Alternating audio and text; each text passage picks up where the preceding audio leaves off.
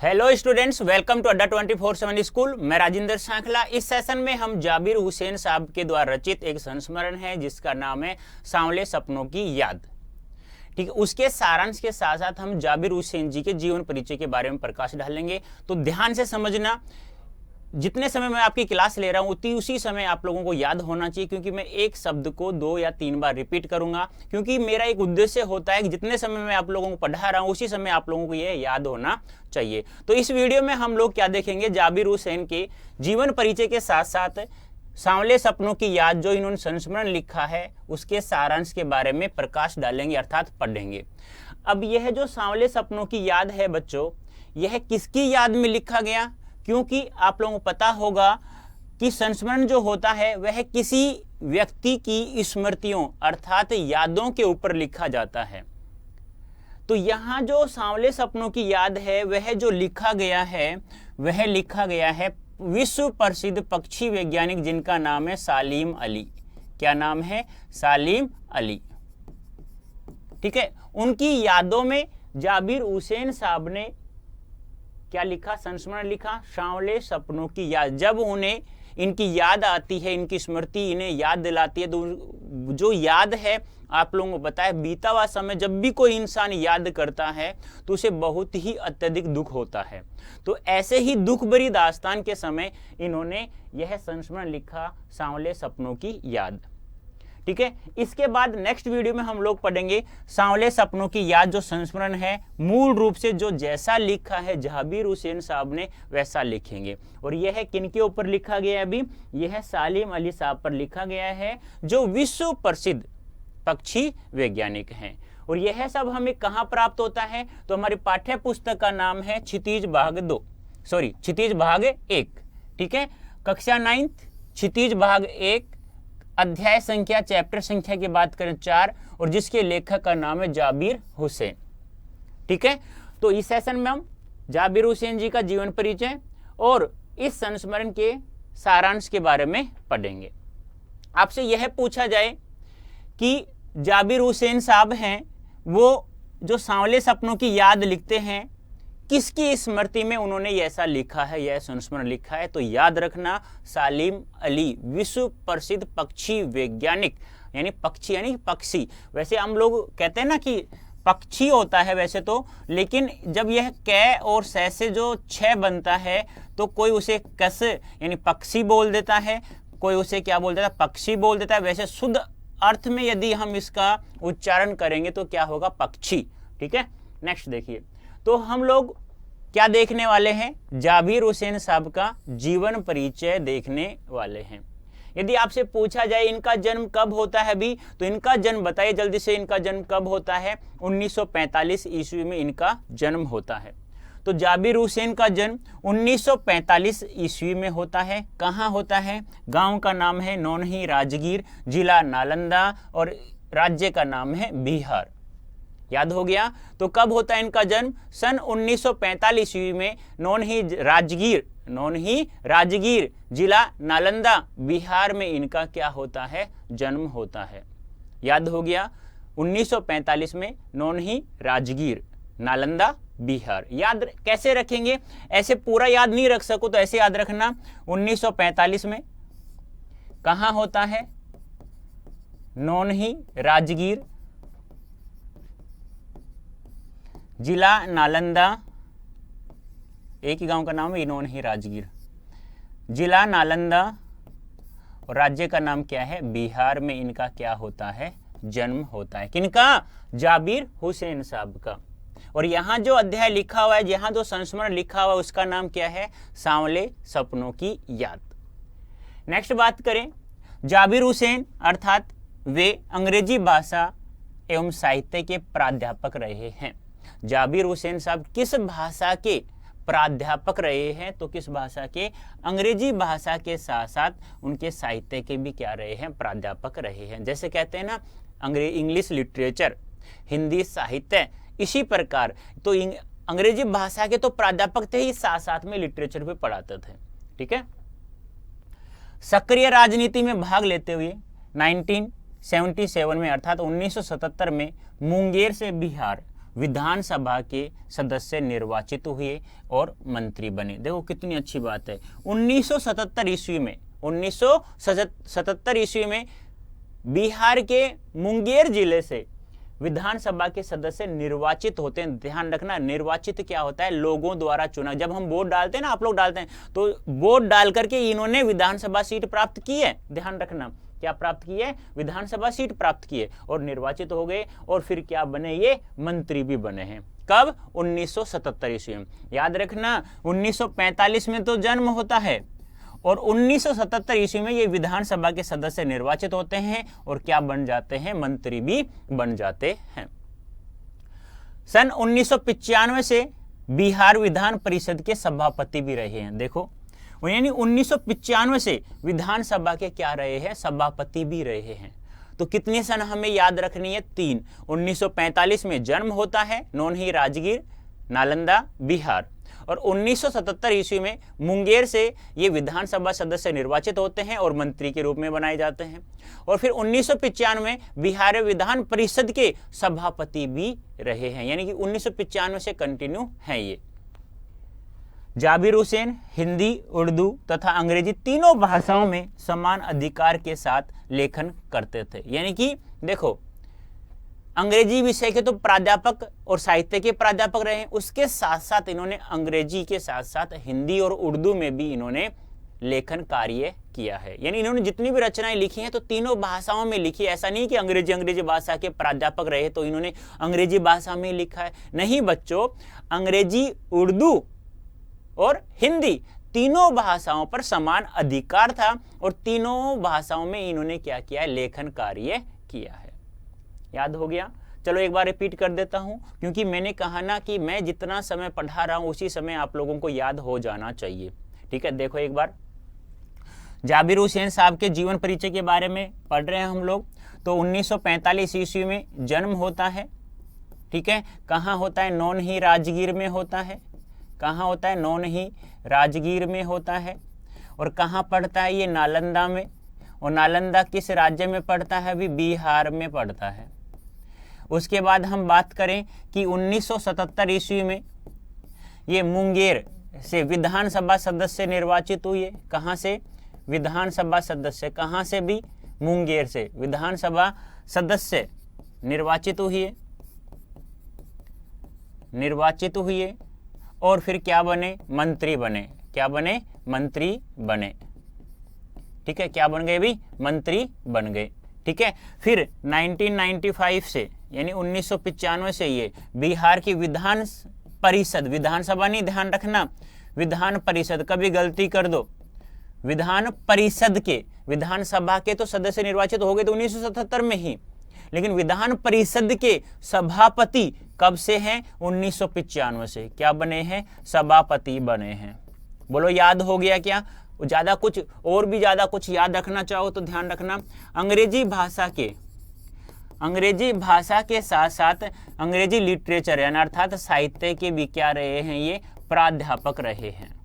क्या रहे हैं? प्राध्यापक रहे हैं। और भी कुछ याद रखने की कोशिश कर सकते हो तो ध्यान रखना, हिंदी, उर्दू और इंग्लिश, हिंदी, उर्दू और इंग्लिश भाषा के क्या रहे, यानी तीनों भाषाओं पर समान अधिकार होने के कारण इन्होंने तीनों भाषाओं में क्या किया है? लेखन कार्य किया है। बोलो समझ में आ गया होगा शायद, उम्मीद करता हूं।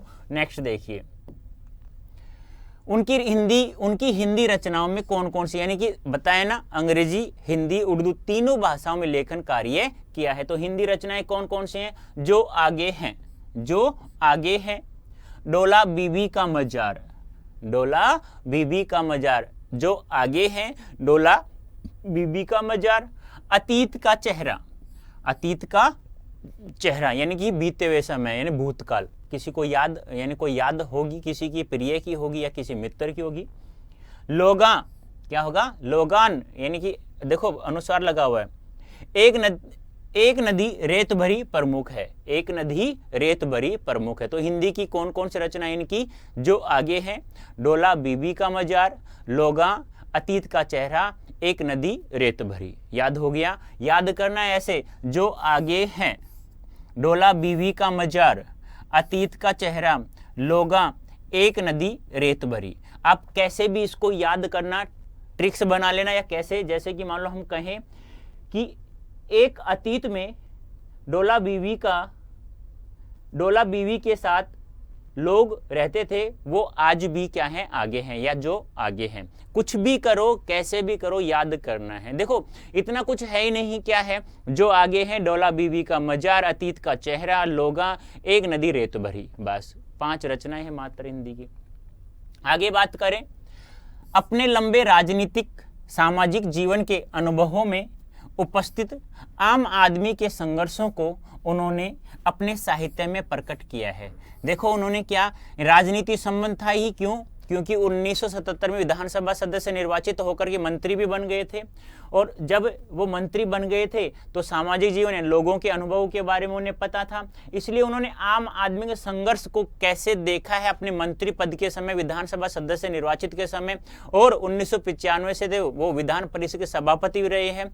तो एक सामान्य व्यक्ति का कैसा जीवन संघर्षों से भरा होता है उन्होंने देखा है, और उसी संघर्षों को इन्होंने अपनी रचनाओं में प्रकट किया है। ठीक है, संघर्षरत यानी कि लगातार संघर्ष करते हुए आम आदमी और विशिष्ट व्यक्तियों पर लिखी गई उनकी डायरियां चर्चित एवं प्रशंसित हुई हैं। यानी कि जो एक आम आदमी है और जो कुछ विशिष्ट व्यक्ति हैं, उन पर लिखी गई जितनी भी इनकी डायरियां हैं वो प्रशंसनीय भी हैं और चर्चा में भी हैं। जाबिर हुसैन ने डायरी विधा में एक अभिनव प्रयोग किया है जो अपनी प्रस्तुति, शैली और शिल्प में नवीन है। यानी कहने का तात्पर्य क्या है कि जाबिर हुसैन ने जो डायरी विधा में एक अभिनव प्रयोग किया है जो अपनी प्रस्तुति और शैली शिल्प में क्या है, नवीन है, यानी कि नया है। यानी इन्होंने जो भी अपनी डायरी में जो भी लिखा है, जिस शैली का प्रयोग किया है, जो शिल्प का प्रयोग किया है, वह सब कुछ क्या है, नया नया दिखाई देता है। तो इन्होंने अपनी रचनाओं में किनको स्थान मिला है, संघर्ष भरे एक सामान्य व्यक्ति के जीवन के बारे में और विशेष व्यक्तियों के बारे में इन्होंने यहाँ पर लिखा है, यानी प्रकाश डाला है, अपनी रचनाओं में प्रकट किया है। अब पाठ का सारांश। अब पाठ का नाम क्या है, सांवले सपनों की याद। क्या है भाई, याद रखना है ऐसे, सांवले सपनों की याद। ठीक है, और किस पर लिखा है, डॉक्टर पक्षी वैज्ञानिक जिनका नाम क्या था, सालिम अली।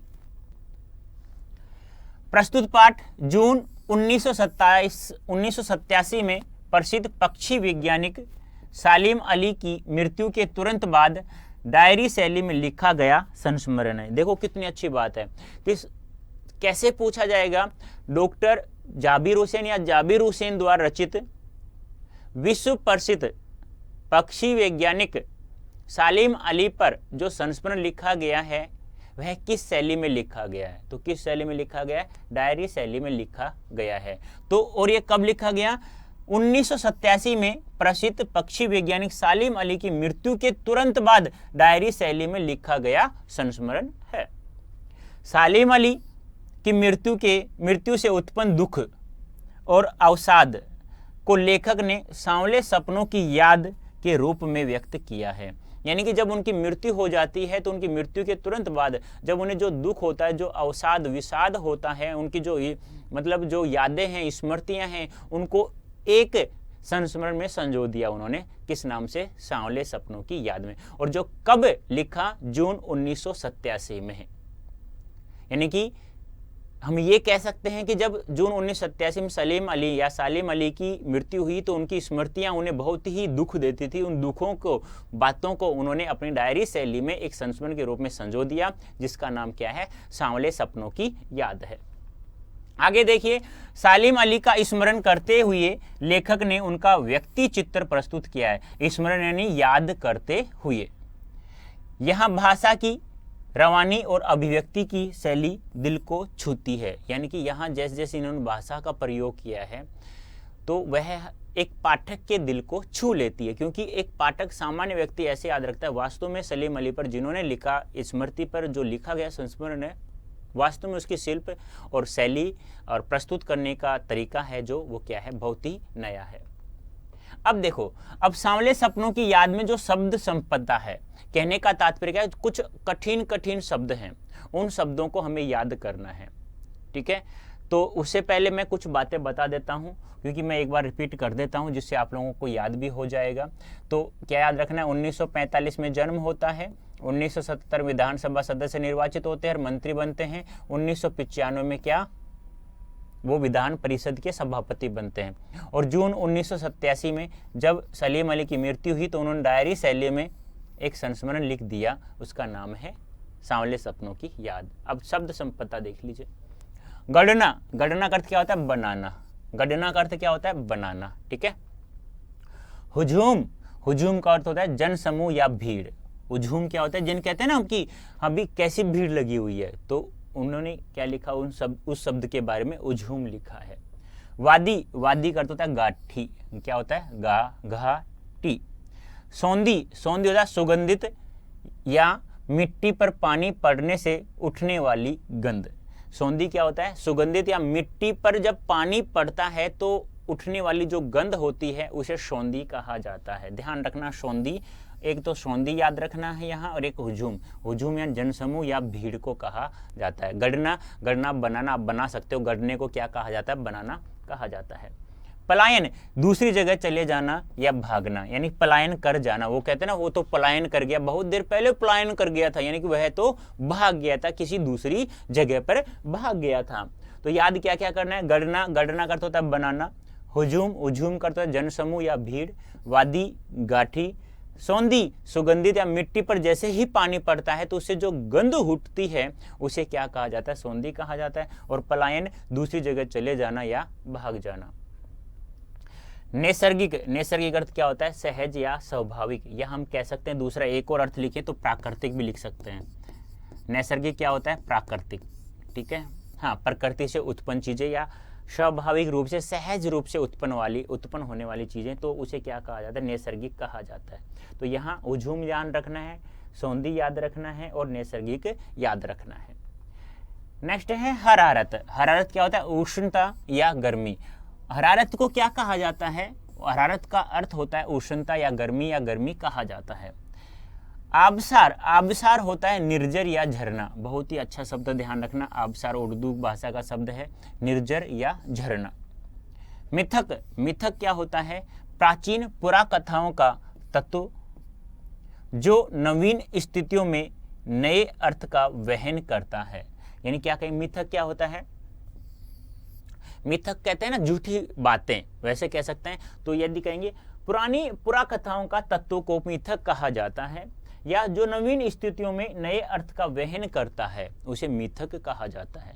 तो दो चीजें हमारे पास याद आ गई, क्या हुई, पुरानी पुराकथाओं का तत्व मिथक कहलाता है, या जो नवीन स्थितियों में नए अर्थ का वहन करता है उसे मिथक कहा जाता है। शौक, शौक क्या होता है, चंचल, शौक क्या होता है, चंचल। और सती, सती होता है 100 वर्ष का समय, सती क्या होता है, 100 वर्ष का समय। याद हो गया। तो हरारत क्या होता है, उष्णता या गर्मी।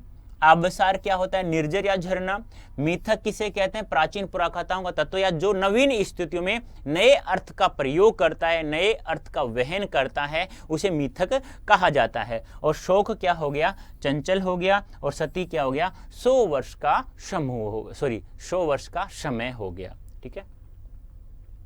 अब देखो, जैसे ही हम लोग ये अध्याय पढ़ते हैं तो लगभग प्रत्येक अध्याय के बाद या चैप्टर के बाद या कुछ महत्वपूर्ण बातें होती, इन्हें भी जाने। कभी कभी कुछ व्याकरण का चीज आ जाती है, कभी किसी व्यक्ति के बारे में दे देता है। तो यहाँ हम क्या पढ़ेंगे, जो यह जो सांवले सपनों की याद है, किसके बारे में लिखा गया है, डॉक्टर सलीम अली के बारे में लिखा गया। किसके बारे में लिखा है, डॉक्टर सलीम अली के बारे में लिखा है। वैज्ञानिक थे, पक्षी वैज्ञानिक थे, तो इनके बारे में हमें जानना है। प्रसिद्ध पक्षी विज्ञानी सलीम अली का जन्म कब होता है, 12 नवंबर 1896, और मृत्यु कब होती है, जून 1987। बताया था ना कब, जब उन्होंने कहा ना कि जब उनकी तुरंत मृत्यु होती है जून 1987 में, उनकी यादों को संजोए रखने के लिए सांवले सपनों की याद में एक संस्मरण लिखा जाबिर हुसैन जी ने। तो जन्म कब होता है, 12 नवंबर 1896। जन्म कब होता है, अभी 12 नवंबर 1896 में जन्म होता है। मृत्यु होती है 20 जून 1987। 20 जून 1987, यानी 1896 में जन्म होता है, 1987 ईस्वी में इनकी मृत्यु हो जाती है। यदि डायरेक्ट हम अंदाजा लगाएं तो 96 87 हो गए, तो मतलब क्या हो गया, 90 और 91 साल के लगभग उन्होंने 90 वर्ष कुछ महीनों के बाद उनकी मृत्यु हो जाती है। उन्होंने फॉल ऑफ ए स्पैरो नाम से अपनी आत्मकथा लिखी है। किन्होंने? सालिम अली जी ने फॉल ऑफ ए स्पैरो के नाम से उन्होंने अपनी आत्मकथा भी लिखी है, जिसमें पक्षियों से संबंधित रोमांचक किस्से हैं। एक गौरैया का गिरना शीर्षक में इसका हिंदी अनुवाद नेशनल बुक ट्रस्ट ने प्रकाशित किया है। यानी कि इन्होंने अपनी आत्मकथा में क्या लिखी, इस नाम से लिखी, फॉल ऑफ ए स्पैरो। उसमें पक्षियों के बारे में नए नए किस्से इन्होंने लिखे हैं, देखे हैं, जो उन्होंने अपने आंखों के सामने जो देखा उसको लिख दिया अपनी आत्मकथा में, किसमें? फॉल ऑफ स्पैरो में। और उसमें एक शीर्षक है एक गौरैया का गिरना। इसका हिंदी अनुवाद किसने करा दिया? नेशनल बुक ट्रस्ट ने करवा दिया। किसने करवा दिया? नेशनल बुक ट्रस्ट ने करवा दिया। तो ध्यान रखना, हमें क्या क्या याद रखना है। 12 नवंबर 1896 को जन्म होता है, 20 जून 1987 को इनकी मृत्यु हो जाती है। इनकी आत्मकथा का नाम है फॉल ऑफ स्पैरो, जिसमें एक शीर्षक है एक गौरैया का गिरना, जिसका हिंदी अनुवाद नेशनल बुक ट्रस्ट ने क्या करवा दिया? प्रकाशित करवा दिया। बोलो, याद हो गया क्या आप लोगों को? उम्मीद करता हूं याद हो गया होगा। देखो, 12 नवंबर 1896 और 20 जून 1987 और फॉल ऑफ स्पैरो। ठीक है, आगे देखिए। अब D.H. लॉरेंस 1885 में इनका जन्म होता है, 1930 में इनकी मृत्यु हो जाती है। 20वीं सदी के अंग्रेजी के प्रसिद्ध उपन्यासकार हैं।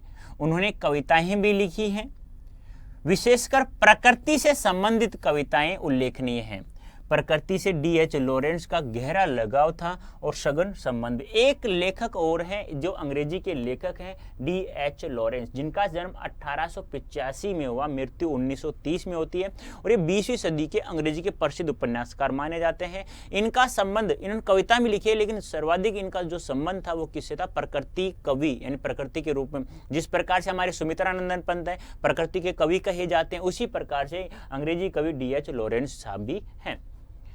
प्रकृति से D.H. लॉरेंस का गहरा लगाव था और सघन संबंध भी।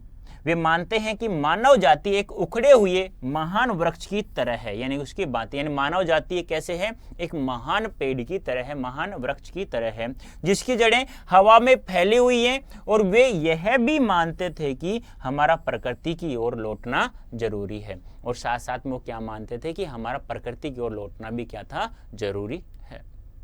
तो हमने जो D.H. लॉरेंस जी के बारे में पढ़ा था कि 1885 में इनका जन्म होता है, 1930 में मृत्यु हो जाती है, 20वीं सदी के प्रसिद्ध उपन्यासकार माने जाते हैं। इनका संबंध प्रकृति से था और इन्होंने जितने भी रचनाएं लिखी, जितने भी लिखे, तो इनका मानना था कि एक महान जो पुरुष होता है एक महान वृक्ष की तरह होता है। ठीक है, तो हमें ये ध्यान रखना है।